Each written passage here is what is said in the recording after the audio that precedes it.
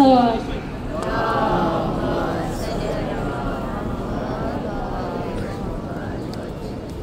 A'udhu billahi minash shaitanir rajim.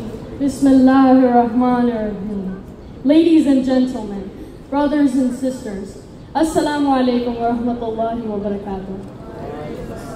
Today, I stand before you to speak about one of the most profound and emotional days in Islamic history, the day of Aashora, a day that echoes across time, not just as a moment of sorrow, but as a powerful reminder of justice, sacrifice, and unwavering faith. What is Aashora? Aashora falls on the 10th of Muharram, the first month of the Islamic calendar. It is the day of Karbala, the day when Imam Hussein ibn Ali, the beloved grandson of Prophet Muhammad, was martyred along with his family and companions in a battle against tyranny and oppression. Let me take you back to the year 680 CE, to the scorching plains of Karbala in what is now modern-day Iraq. Imam Hussein stood against the powerful and corrupt ruler Yazid, who demanded allegiance and loyalty. Yazid's leadership went against the values of Islam, including justice, compassion, and truth. Hussein refused to give his pledge to a tyrant. He stood not for political power, but for moral integrity, along with 72 companions, including his young son, his brothers, and even an infant, Ali Asghar. He chose death over submission to injustice. They were denied water for days. They were surrounded, starved, and ultimately slaughtered. Yet even in their final moments, they stood tall with dignity, never surrendering to oppression. During the time of Asad, all 72 companions had been martyred. The sun of Aashora had reached its peak. The land of Karbala, burning with heat and grief. Every companion had fallen. Every supporter was gone. And now, only Hussein remains, the last lamp of guidance. He stood amidst the bodies of his loved ones, his heart shattered, but his soul unshaken. He looked at the river Euphrates, so close, yet forbidden. While his lips were dry and his children cried of thirst, he bid farewell to Zainab, his sister in strength, to Sajjad, his sick son who watched from the tent, to Sakina, whose tearful eyes pleaded, Baba, please don't go. Please don't leave me alone. With trembling hands, he dressed for the battlefield, wearing the turban of his grandfather, the sword of his father. He mounted Zuljanah, but the horse wouldn't move. He looked down to find little Sakina clinging to his feet. He comforted her with a broken heart. He rode towards death, towards eternity, towards divine truth.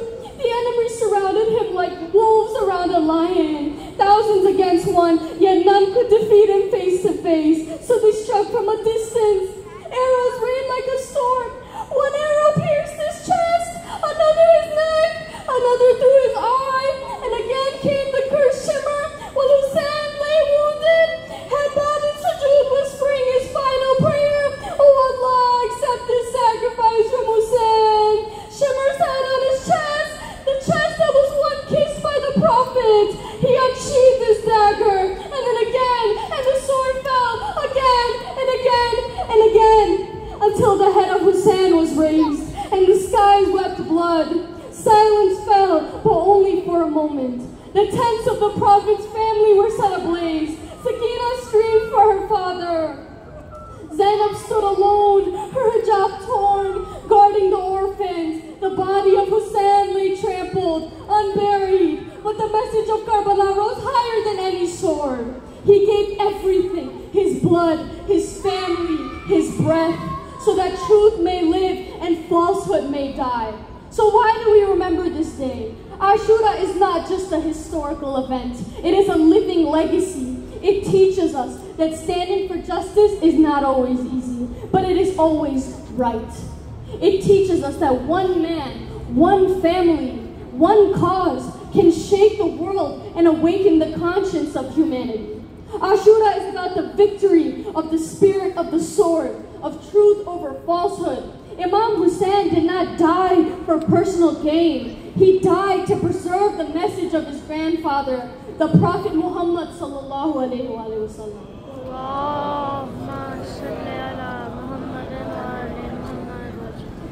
As he famously said, I did not rise to spread evil or to show off. I rose to perform the ummah of my grandfather. Even outside the Islamic world, people recognize the lessons of Karbala. Civil rights leaders like Mahatma Gandhi were inspired by Imam Hussein's resistance. Gandhi once said, I learned from Hussein how to achieve victory while being oppressed.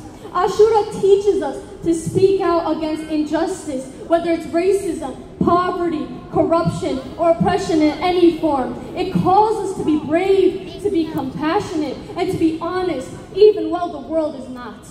In today's world, we see suffering across the globe. Innocent lives lost in war, families torn apart by injustice, people denied their basic rights. The story of Aashora asks us, will you remain silent or will you speak out like Hussein did?